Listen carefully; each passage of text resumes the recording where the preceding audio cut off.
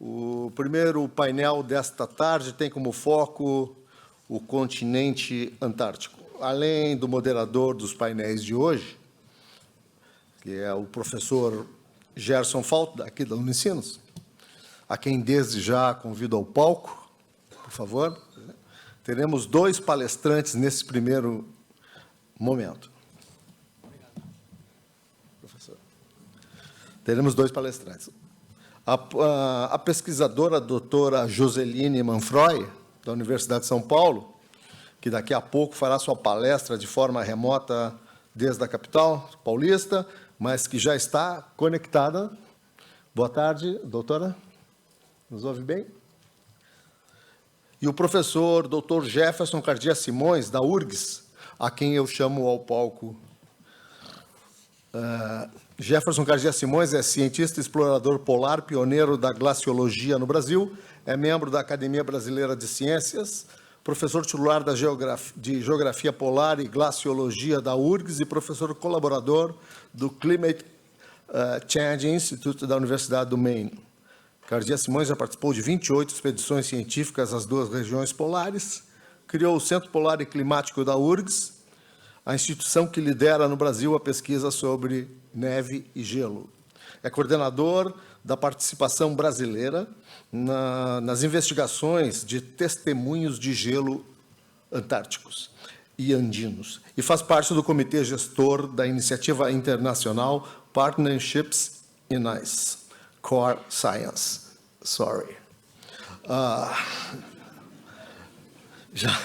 A pesquisadora a doutora Joseline Manfroy é bióloga e geógrafa, com mestrado em geologia e doutorado em ciências ambientais. É coordenadora científica da Associação de Pesquisadores Polares no Brasil e pioneira nos estudos sobre paleoincêndios na Antártica.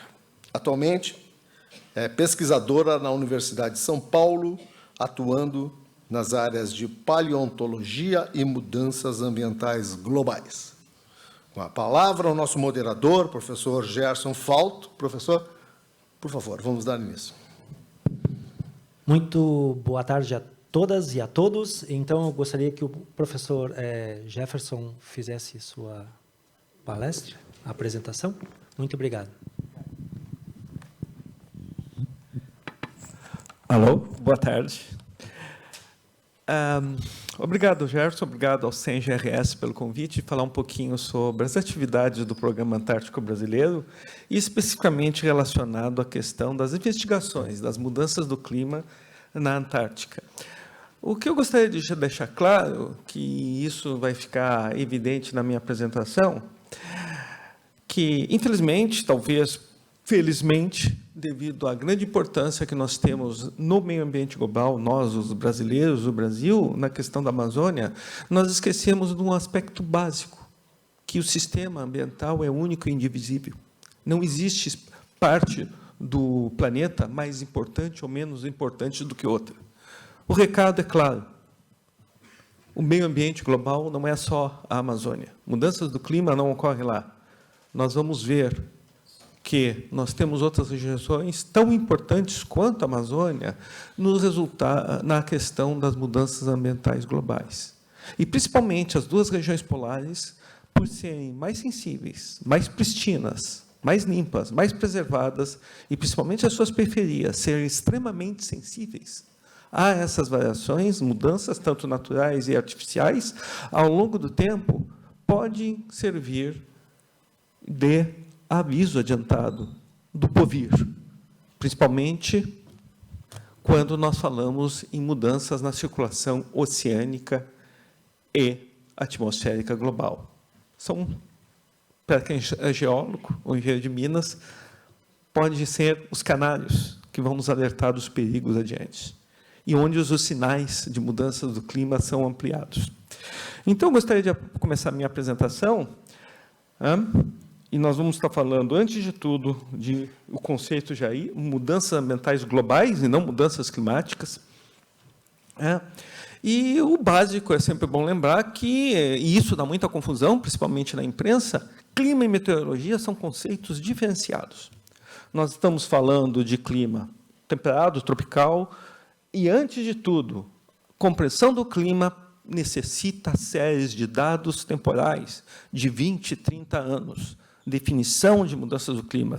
Nós não podemos confundir que eventos, inclusive eventos extremos que nem ocorreram semana passada, estão automaticamente ligados ou não a mudanças do clima. São eventos meteorológicos extremos que, por vir, pode sim estar associado aos cenários mais amplos de mudanças do clima.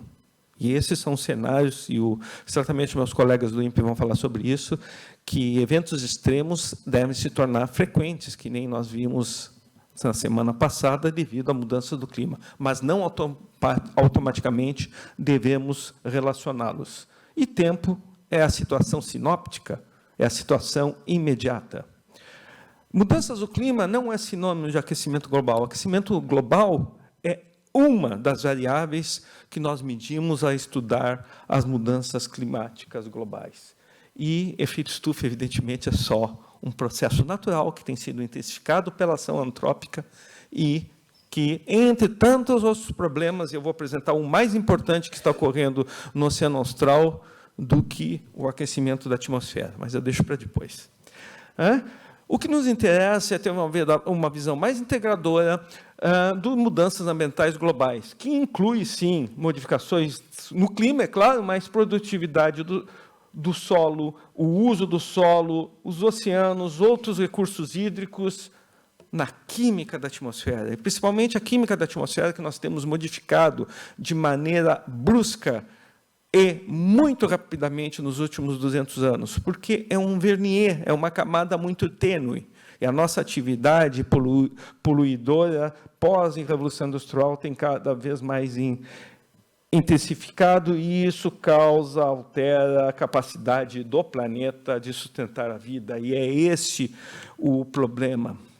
Uma das grandes questões que, volta e meia, e eu tenho uma briga com meus colegas de profissão, volta e meia, que não têm a compreensão, geólogos, que trabalham com variabilidade climática e clima do passado, numa escala de milhões de anos, que o que nós estamos estudando não são milhões de anos, não são bilhões de anos. Nós estamos estudando as próximas 2, 3 gerações. Quais são as consequências na escala de memória de gerações? E como isso pode estar, sim, imerso em ciclos naturais e intensificados pela ação humana, e vão ter consequências agora. Consequências essas que são muito mais amplas do que só ambiental. São socioeconômicas, são estruturais na sociedade, e que pode levar, sim, a uma crise civilizatória. E por que eu vou escolher a Antártica para estudar isso? Por algumas características. Não só da Antártica, do Ártico, são as regiões mais limpas, mostram sinais ampliados das variações climáticas. Tem organismos extremamente adaptados à grande variação sazonal de luz, de temperatura e da presença de água no estado líquido. E aí é a minha área específica, guardo, através das amostras de neve e gelo, os melhores registros que nós temos da história da química atmosférica e do clima, muitas vezes com resolução sazonal, de dados de 1000 anos, 10 mil, 20 mil, 30 mil anos atrás. Mas daqui a pouco eu falo. Alguns mitinhos sobre a Antártica, e principalmente para o estado do Rio Grande do Sul. A Antártica não é isolada, a Antártica não está longe, a Antártica está mais perto do Rio Grande do Sul do que Roraima. Nós temos essa visão errada, geograficamente, da nossa percepção do imaginário do espaço geográfico. O nosso ambiente é regido muito mais pelo Oceano Austral, o Oceano Antártico, que é o Oceano Austral, o Oceano Atlântico Sul e o próprio manto de gelo da Antártica. Ela não é mais imaculada, tem presença não só de cientistas, militares, mas de turismo, sofre mudanças, inclusive agora, no seu oceano, pela penetração de frotas pesqueiras predatórias, que nem da chinesa. Sua cobertura de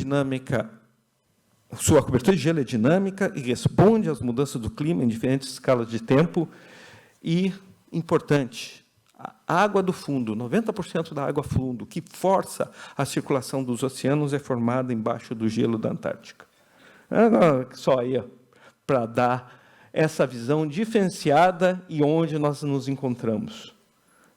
Se nós observarmos do ponto de vista do Rio Grande do Sul, o mundo centrado em Porto Alegre, nós vamos ver que nós temos essa grande massa de água e o grande massa de gelo, 90% do gelo do planeta, que reage ao clima do Rio Grande do Sul, é claro, com o embate de massas de ar e água que vem de latitudes menores.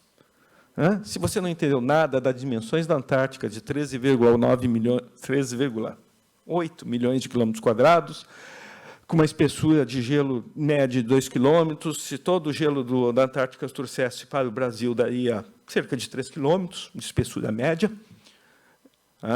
É 70% da água potável do planeta. E, comparado com o Brasil, o Rio Grande do Sul fica pequenininho em cima, comparado com essa massa de gelo. São 25 milhões de quilômetros cúbicos, né? um número meio estranho para nós compreendermos, mas dá os 3 quilômetros sobre todo o território brasileiro de gelo. Mais frio, mais ventoso, mais alto, mais seco. O maior deserto do mundo não é o Saara, é o interior da Antártica. É mais seco.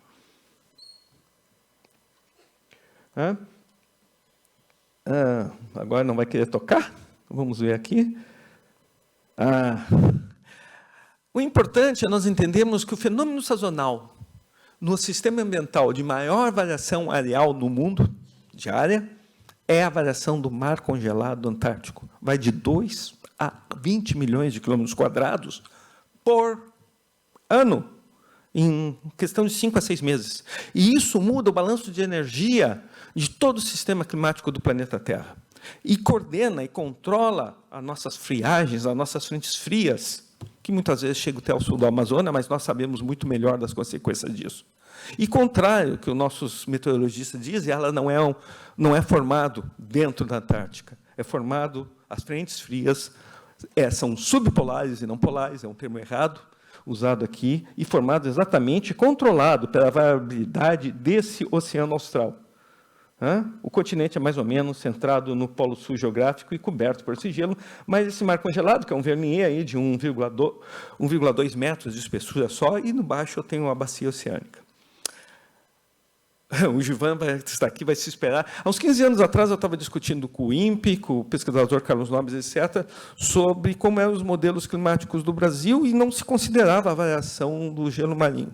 Era colocado como uma constante. Hoje já temos ações integradas sobre os melhores modelos do clima.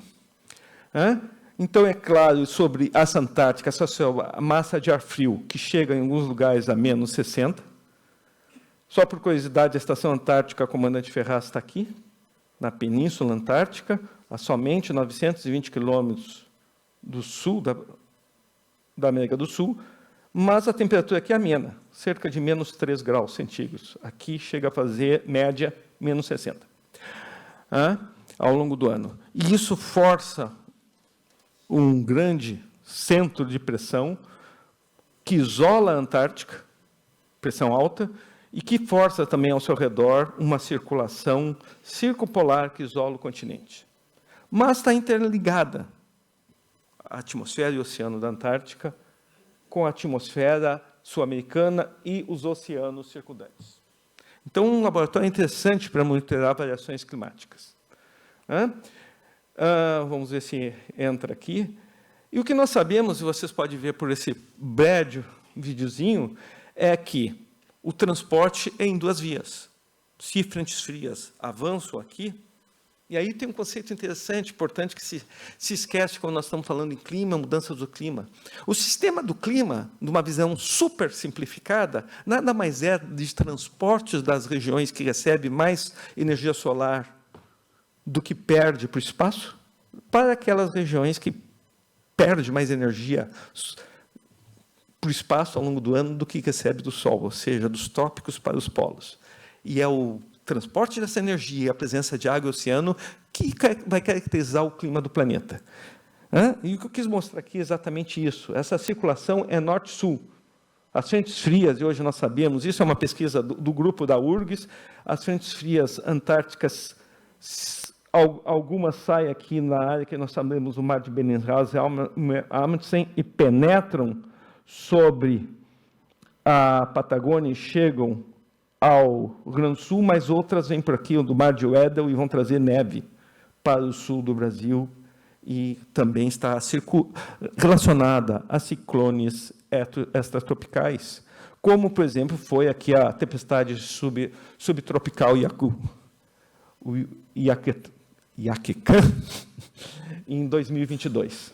Né? Esses processos que nós estamos vendo, inclusive esse último, está relacionado à transferência de energia e à penetração de ciclones extratropicais que muitas vezes vão avançar ao norte. A intensificação, hoje, as grandes questões é a seguinte: essas mudanças do clima, o aquecimento do Atlântico Sul, principalmente, a transferência de energia, vai aumentar, e parece que sim, a frequência desses eventos extremos? Todos os cenários apontam que sim. Mas é claro, quando nós estamos falando em mudanças do clima, em mudanças ambientais, o conceito é mais amplo do que clima, nós ainda não resolvemos a questão do ozônio. O ozônio, que chegou na sua abertura, na carência de ozônio maior, que o jargão é buraco de ozônio, em 2000, que chegou a atingir o sul da Terra do Fogo, ele ainda não fechou totalmente. Porque, incrível que pareça, é uma das razões que a Antártica tem aquecido menos do que o resto do planeta, é a existência do buraco de ozônio.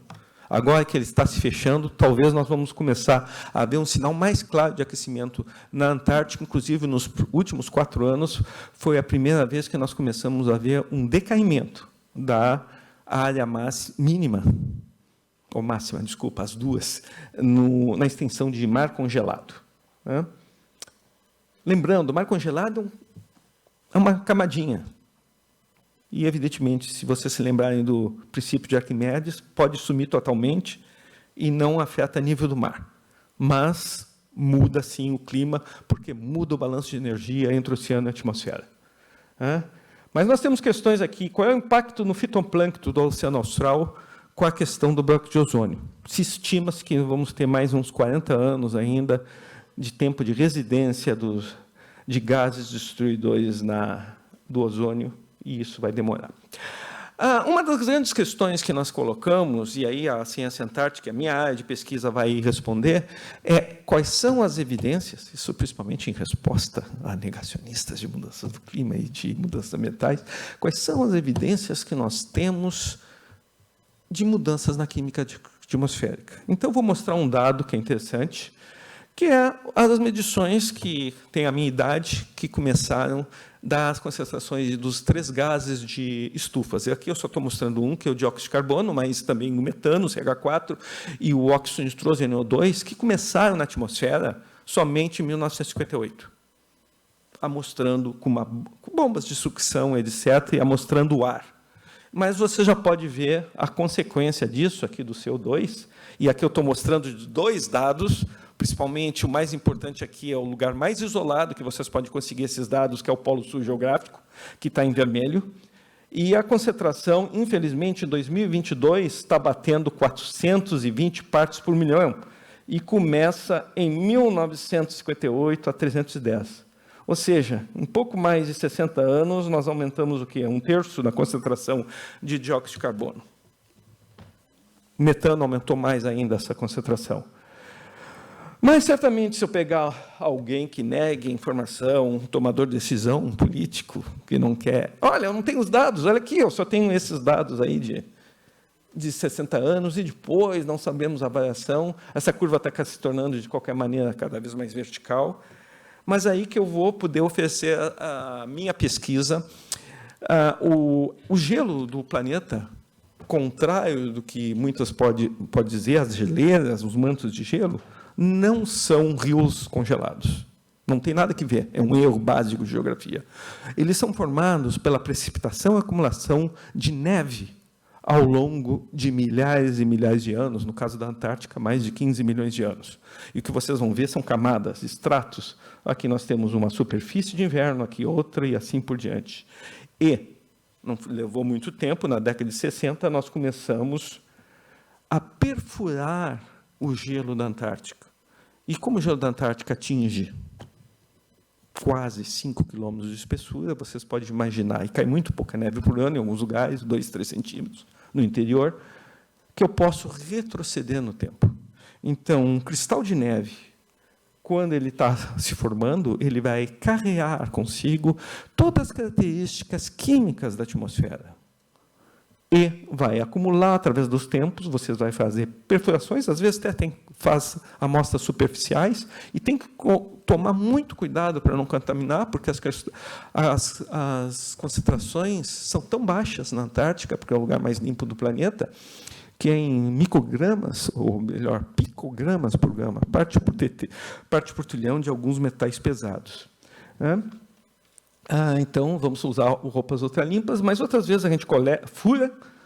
A maior perfuração já atingiu 3.720 metros de gelo e recolhe esses dados. Os dados mais antigos que nós atingimos até agora foi 800 mil anos.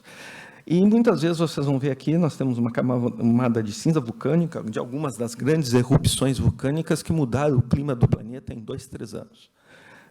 E isso vai para o laboratório, nós fazemos análise. Eu vou passar esse vídeo que mostra o dia a dia de uma expedição brasileira que não tem nada que ver, que é outro mito.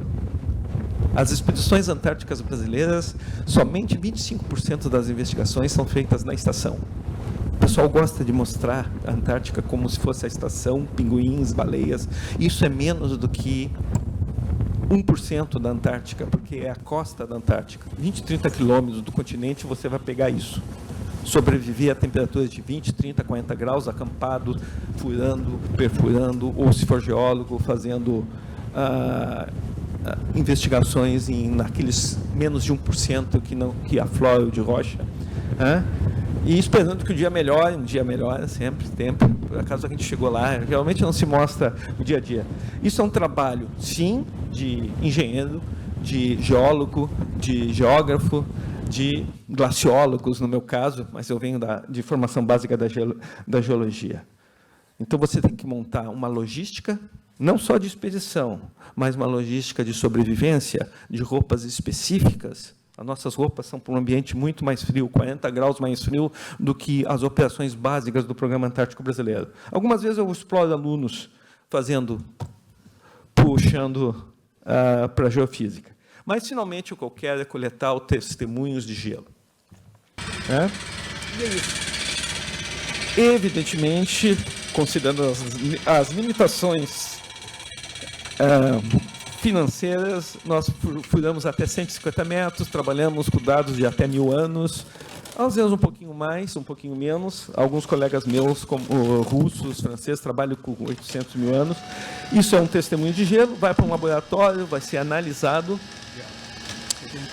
por mais de 30 variáveis, e a partir disso, essas séries temporais de dados que mostram a variação do clima no passado.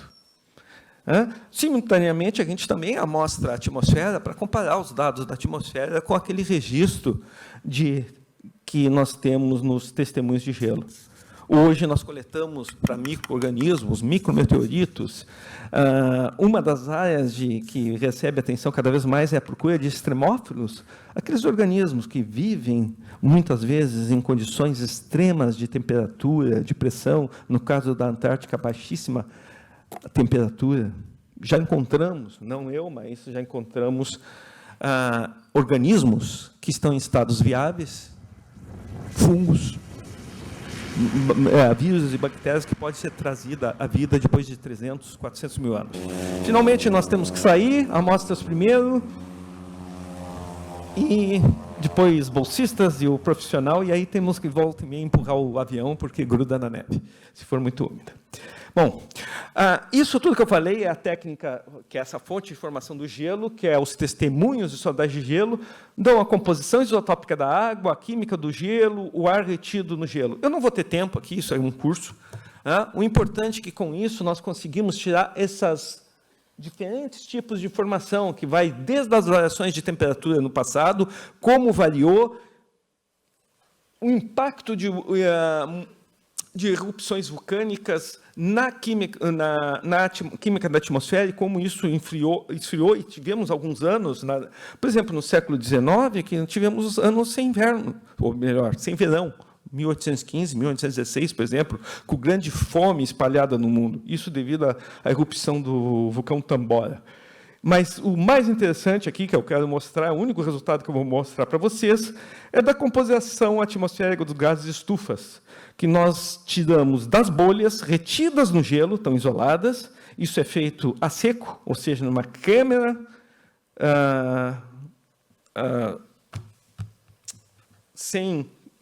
no estado sólido e a vácuo, e as bolhas são retiradas, e aí, em vez de ter esse gráfico, eu vou ter esse gráfico. Ops, pulou. Que mostra o impacto da concentração de CO2 do aumento pela atividade antrópica, que vai de 280 a, hoje, 420 partes por milhão por volume. É indubitável o impacto nessa concentração de gases, de 280 para 420. Os cenários diferentes do IPCC e dos grupos é que, se nada for feito, um laissez-faire, isso vai a 600, ou seja, 3 vezes antes, 2 a 3 vezes antes da interferência humana. E isso, é claro, é mais gases estufas, mais absorção de radiação e mais um aquecimento atmosférico. Só para mostrar para vocês, isso aqui é o gráfico da concentração de CO2 ao longo dos últimos 800 mil anos. Ciclo claro. Aumenta, diminui, aumenta, diminui, aumenta e diminui. Isso aqui é o presente, antes de nós interferirmos. Nunca passou de 300 partes por milhão. Hoje estamos a 420. E isso vai com a variação de temperatura. Isso aqui é os ciclos glaciais e interglaciais. Alta concentração de CO2, alta concentração de metano, coincide com os interglaciais, e vice-versa. Tem umas pegadinhas nesse dado. Eu não vou ter tempo de falar, mas, basicamente, nós sabemos que, ao longo desse período todo, sempre a gente aumentou primeiro a atividade biológica e a concentração desses gases, devido ao aquecimento. E isso foi rompido há 200 anos atrás. Hoje, a concentração de gases estufas, dos 3 gases estufas, estão aumentando antes do aumento de temperatura. Nós interferimos nesses ciclos geoquímicos. E posso fazer essa afirmação clara. Nosso próximo objetivo da comunidade glaciológica é 1,5 milhões de anos. Existe evidência de aumento de temperatura atmosférica? Bom, a série temporal global é essa, a média dos últimos 170 anos, determinado pela rede de estações meteorológicas, mas nós já chegamos a 1000 anos atrás com dados de paleoclimatologia, testemunhos de gelo, testemunhos de dendrocronologia e tantos outros dados paleoclimáticos, e fica bem claro. Mas, se vocês olharem aqui, continuamos a temperatura aumentando. O último, 2022, ainda foi o 6º ano mais quente. Essa década é a mais quente. Não existe, e contrário que alguém possa negar, não existe evidência nenhuma que isso vai parar e vai esfriar amanhã. Mito. Não existe evidência nenhuma que nós vamos entrar numa nova idade de gelo. Isso é um mito da década de 70, quando ainda não tinha conhecimento glaciológico. Tudo indica que ainda vai ter mais 10, 20 mil anos de clima similar ao nosso, mais a interação humana. Lá na Antártica, nós estamos vendo aquecimento nos lugares mais baixos da Antártica. Isso aqui é a Antártica Ocidental, e principalmente aqui, onde é a Península Antártica, porque é o lugar mais quente. Conceito interessante, que eu já vou falar: existe no planeta Terra gelo quente e gelo frio. No norte da Antártica, o gelo está perto de 0. Física básica, do calor derrete. Aqui, o gelo está a menos 60 graus. Não vai derreter com o aquecimento que nós estamos observando. Consequência desse aquecimento: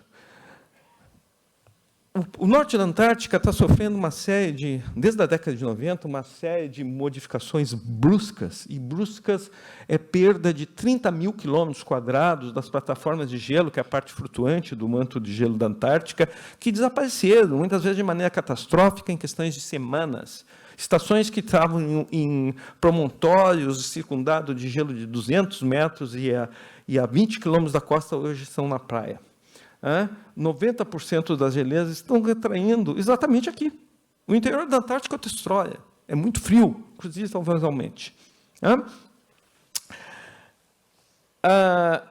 Mas, nos últimos 10 anos, a gente começou a observar aqui é as Shetlands do Sul, a Estação Antártica Comandante Ferraz está aqui, nessa ilha, isso aqui é 62 graus sul, começamos a observar o esverdeamento da Antártica, ou seja, gramíneas estão começando a aparecer nessa região. A temperatura aí aumentou mais de 3 graus em 60 anos, temperatura média. E, é claro, com migração de uma série de outros organismos para o sul. No Ártico, o negócio é muito mais sério. Se der tempo, eu falo sobre isso, inclusive com consequências geopolíticas, econômicas, impactos na sociedade dos povos originários e o total caos climático que vai começar a afetar mais ao sul. Espécies indo, migrando, competindo, indo mais para o sul, vou ter que pular. E a questão básica que vocês vão fazer, e que implica para o Rio Grande do Sul na questão de uma planície costeira muito baixa, quais são as consequências do derretimento do gelo do planeta, esse aquecimento atmosférico, e o que realmente está ocorrendo? Primeiro, esqueçam o termo calotas polares. Esse termo é errado geograficamente. O que nós temos é massas de gelo de diferentes tipos.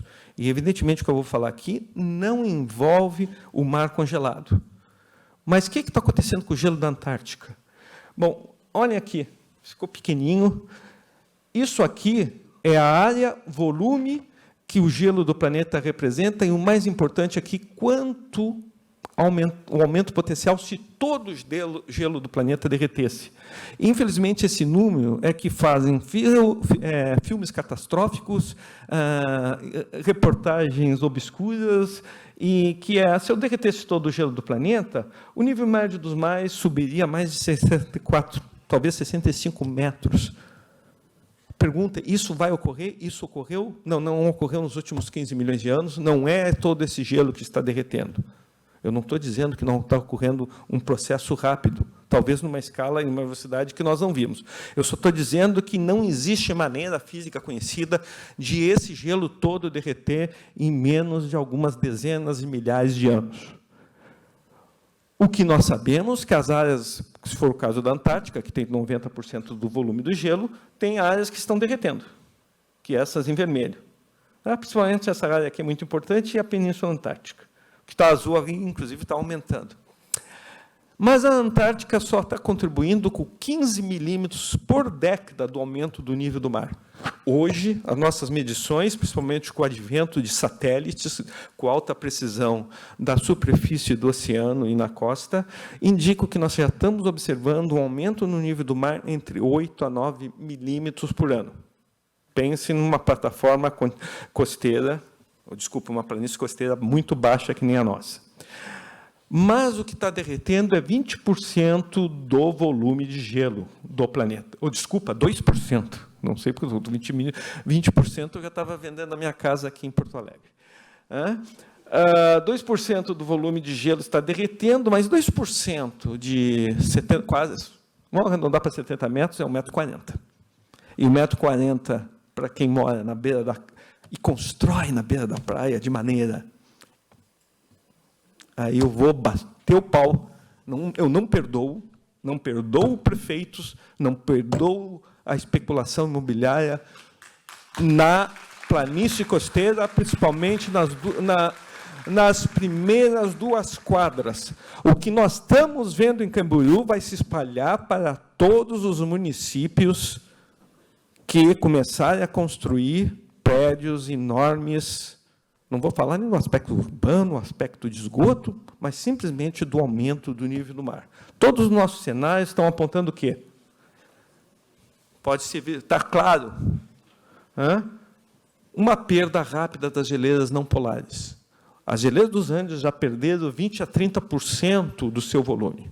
Tende a desaparecer muito delas. Ok, o aumento do nível do mar não é muito alto para quem está morando no segundo andar, se é rico, pode se movimentar, mas populações ribeirinhas, em baixios, em palafitas, aumentar 1 metro, nossos cenários estão entre 40 centímetros a 1 metro até 2100, isso é destrutivo.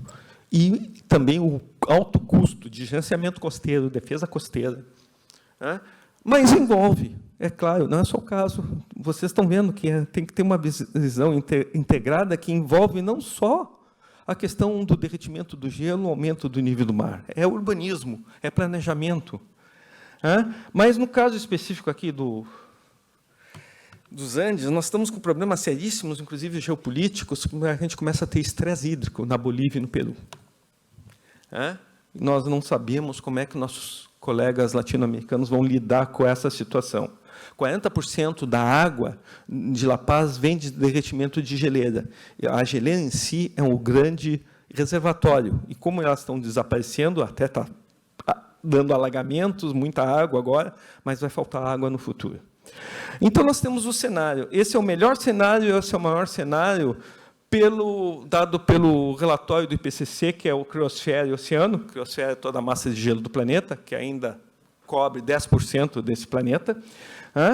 Um aumento do nível do mar, que é causado por 2 fatores, derretimento da geleira e expansão térmica do mar, está dando calor, que vai, na melhor das hipóteses, ao redor, aqui ficou ruim isso aqui, cerca de 40 centímetros e 1,10 m, 1,20 m, até 2100.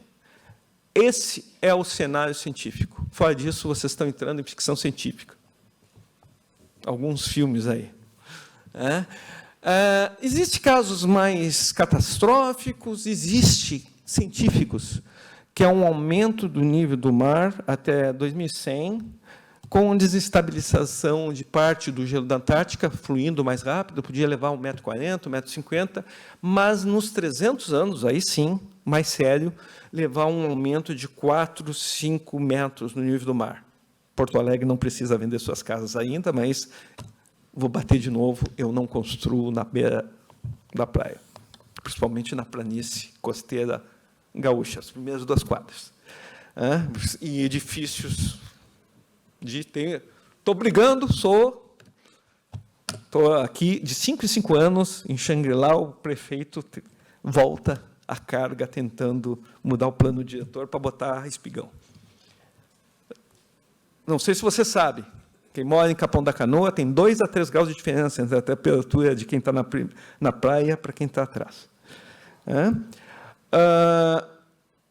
Os próximos 80 anos, o buraco de ozônio vai diminuir, a área com mar congelado reduzirá em 1/3. Isso são os cenários da comunidade glaciológica. A temperatura média na superfície antártica vai aumentar cerca de 3 graus.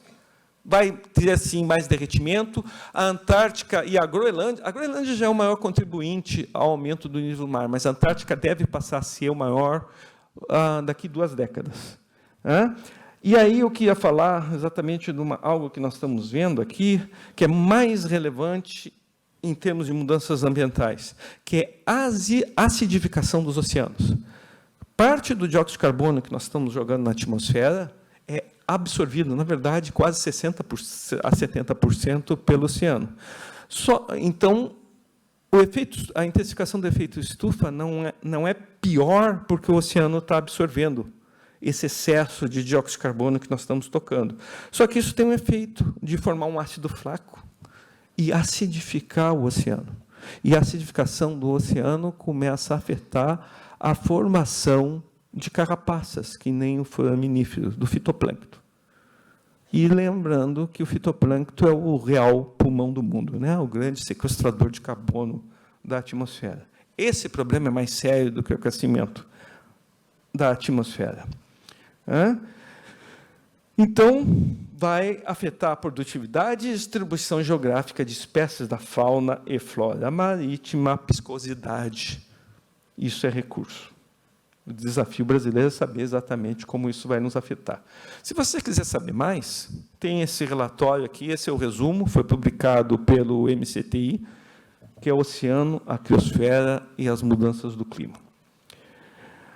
Propaganda. Opa, 5 minutos, eu vou levar 5 minutos para acabar. Para entender isso, o Centro Polar Climático da URGS, uma ação gaúcha, botou dentro da Antártica entre 2.000 a 2.000 quilômetros ao sul. 2.500 quilômetros é maior do que a distância Porto Alegre. Porto Alegre, Brasília, é 2.200, né? Um pouquinho menos. Mas nós estamos aqui, no meio do nada, com 2 módulos automatizados, que sustentáveis, só usa energia eólica e solar, eólica no inverno, não tem sol. O módulo Criosfera 1 está a 84 graus sul, e esse está a mais ou menos 79,5,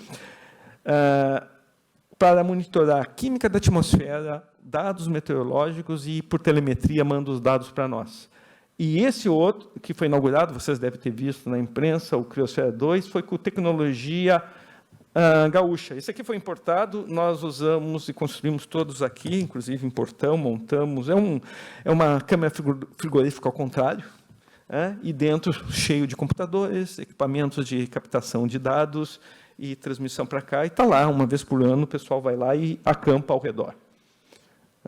Vocês podem ver aqui como é que é um nada no meio do nada. Saiu ruim, mas se alguém daqui quiser a folha de fact sheet desse módulo Criosfera e as oportunidades que tem para pesquisa, principalmente de química da atmosfera, o centro está à disposição. E o plano decenal, que foi montado pelo Comitê Nacional de Pesquisas Antárticas, está também disponível no site do MCTI, e é o que é válido a partir desse ano. E mostra os nossos principais objetivos em 6, ou na verdade 7 áreas de conhecimento. Eu só queria mostrar 3 dados para encerrar essa apresentação, que eu acho essencial, já que nós estamos falando do Rio Grande do Sul. Como os dados básicos climáticos têm, e eu lembro, clima 20, 30 anos de dados, tem respondido agora no Rio Grande do Sul. Precipitação. Isso aqui é a média de precipitação no período 61-90, aqui 91-2020, as 2 normas climáticas, e aqui o diferencial. Note que todo o Rio Grande do Sul está ficando mais úmido, com exceção aqui do extremo oeste, que aqui está ficando mais seco. Isso, em alguns lugares, é mais de 500 milímetros por ano aqui nessa área. Mas todo o Rio Grande do Sul está ficando mais úmido, com exceção dessas áreas aqui em branco. Nós temos a tendência de mais água, principalmente no norte do estado do Rio Grande do Sul. Concomitante com isso, nós estamos vendo também o aumento da temperatura média anual no Rio Grande do Sul. Esse aumento aqui é, na média, cerca de 0,607 graus em 50 anos. Mas esse aumento é diferenciado. Vejam que até a parte mais elevada do estado também está ficando mais quente, e é claro que Porto Alegre também está mais quente. Mas o mais interessante está aqui, que é a tendência anual desses aumentos, que varia conforme a parte do ano. A parte do dia. A temperatura média já aumentou nesse período 0,6 graus centígrados, mas se vocês pegarem a madrugada, lá pelas 5, 6 horas, esse aumento é de 1,5 grau. Cada vez menos geadas, né? Quem for mais velho se lembra disso, que era mais difícil sair da cama e ir no banheiro de manhã cedo. Isso é verdade. E continua aumentando, todos os sinais de aumento de temperatura.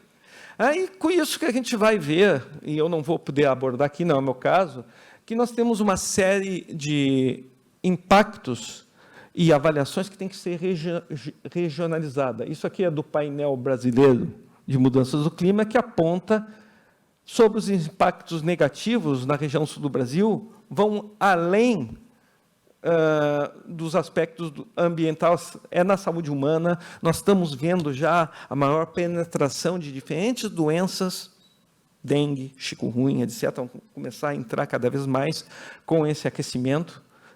mais eventos extremos, já tem cenários, mais enxurradas, mais secas, ou seja, o sistema todo ele está muito mais caótico. Na verdade, está tentando se adaptar. Ele vai se adaptar, mas vai demorar, aí, algumas estimativas, uns 500, 600 anos. Não é para nossas gerações se preocuparem, né? Ou mais. Então, nós vamos ter nova conformação. Isso afeta os cultivos e a distribuição dos cultivos.